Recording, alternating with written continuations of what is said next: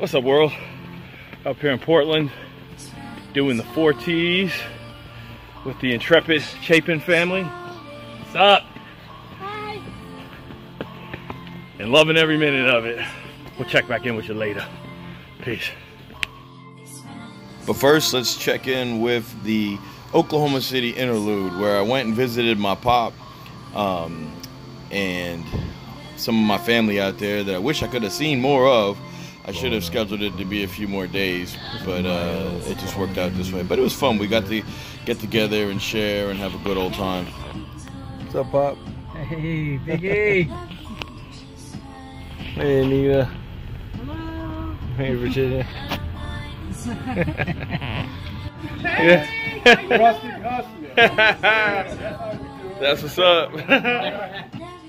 Oklahoma's really beautiful this time of year, and the city's really coming a long way. It's modernizing and getting very, very, very neat. I had to say goodbye to my pop, Uncle Hank, Yolanda, and Anita in Virginia, and then head off to Portland, Oregon, where I got up with my buddy Big Eric. And on the first day, he took me to the Nike facility, which is amazing, but my phone died and I didn't get a lot of good footage. So the next day, we did this thing they call the 4Ts, where you take a train ride to a trail hike. We hiked up the trails, and then we come to this big lookout where you can see Mount Hood, Mount St. Helens, great views of the city, really give you a cool lay of the land.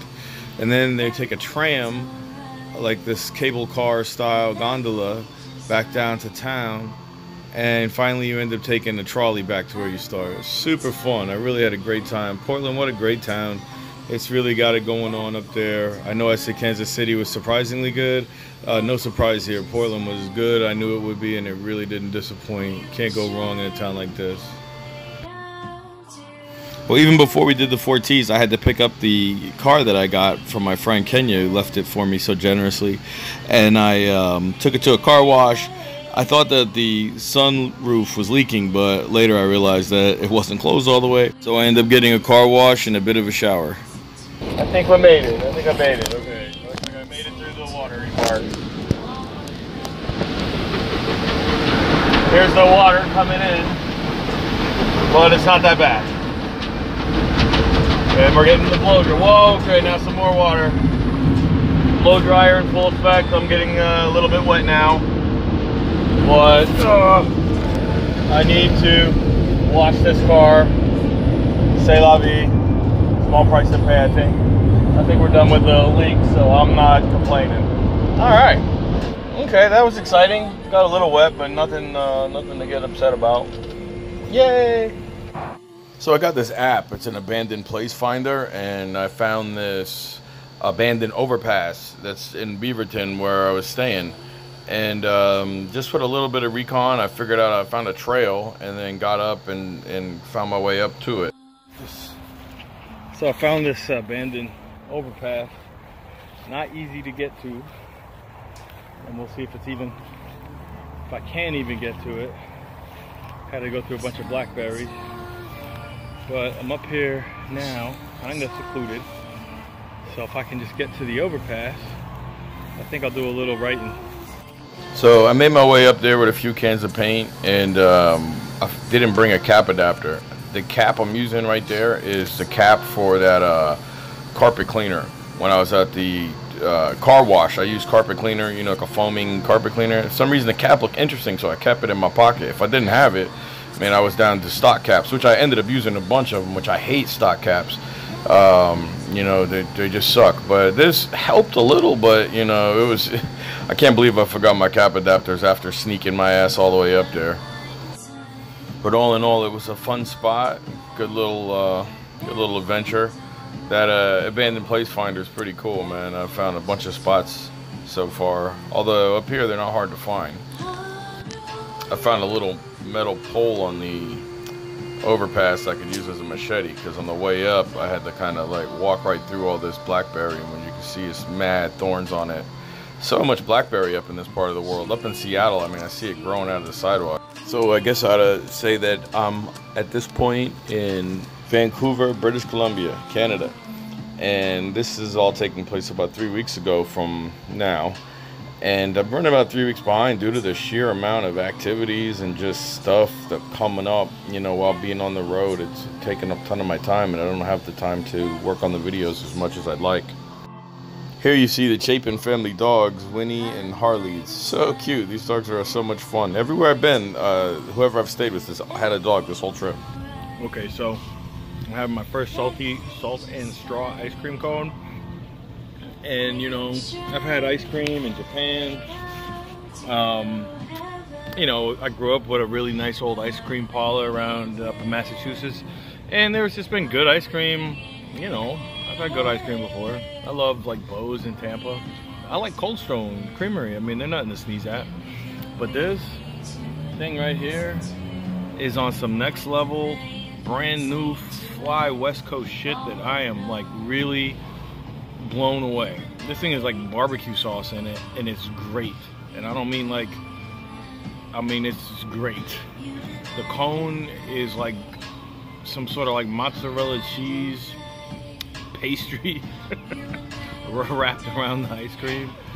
Normally I don't, you know, normally I never talk about food or stuff like that, but yo, this thing here was worth bringing into the vlog. So yeah, Salt and Straw, I guess they originated here in Portland, and it is the bee's knees. All right, peace. And this is another look at some of Portland's food culture. They got these little pods of food trucks just all over the place, and the food is like from all over the world, Cambodian to local fish caught, you know, fresh that day, to, you know, your Kraft hamburger, to your, you know, Arabic fare straight from freaking Syria. I mean, and everything is represented. Everything is really tasty that I tried. So again, hats off to Portland. All right, just had to put the finishing touch on this. Kenya, you're a queen. I just saw your new book is out on Audible, so I'm gonna go ahead and cop that piece.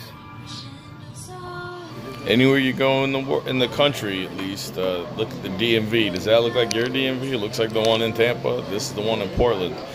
DMVs are the same all over the world. I needed to get a trip permit, basically a temporary registration, and I got one, but it wasn't really enough time, so I had to go back and get a second one. And it gave me till August 1st to have that car out on the road legally. So once again, I got to give a huge shout out to the Chapin family. Eric and me go way back.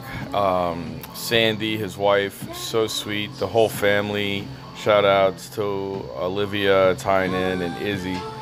Thank you guys so much for taking care of me. While I was in Oregon, I spent a lot of time just trying to get the car legal and getting equipped and planning and everything I needed to have ready for the rest of the trip. So painting wasn't my #1 priority in this leg of the journey, although I did get around and see quite a bit of dope street art, graph. The Portland Street Art Alliance does a lot of good work and gets a lot of people up in that area. So definitely got to come check out some of the local artists. There's some straight up dope masterpieces like that one, and then a lot of local writers with some serious skills. Very impressive, very well represented in the art department. I used that Abandoned Place Finder app again, and it got me to this little spot off the side of the interstate. And I get there, there's a rope you needed to climb up that steep embankment. As you make your way up the trail, you come to like an old abandoned building with no roof. Whatever it was built to last. You could probably slap a roof on there now and move in. Although it wasn't a home or a residence back in its day, although I don't know what it was. Definitely not a home. But as you can see, you know, it's a pretty good little graph bando, and I thought it would be nice to give a shout out to the Chapin family for hosting me. So I just did like a little piece and hooked up the Stitch from Lilo and Stitch and put all their names up.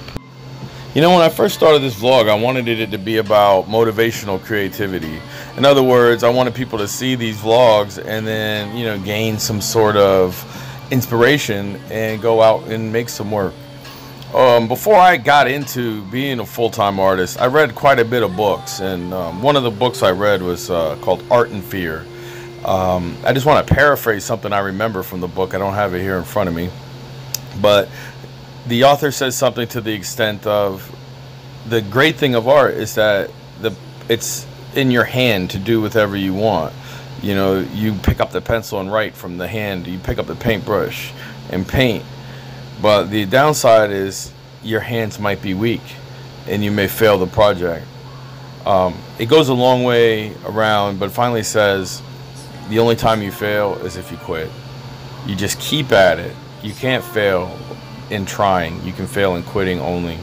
So I would just encourage everybody out there who's got a song in their heart, a poem in their belly, a painting in their imagination, an entrepreneurial venture ready to come off the drawing board, go for it and don't look back. Proceed with boldness. The universe favors the bold. Anyway, they say that, right? So, no, they say fortune favors the bold. That's what I wanted to say. Been kind of tired on doing the narrations because everything I've been doing up here is just wiping me out, but it's been awesome. Shout out to Zamira, that's her beautiful voice in the background. And next episode I'll be in Washington State. I'll try to come out with a video as soon as I can, and hopefully it won't be, about a week, but I don't know. I'll do my best. Peace and love, y'all.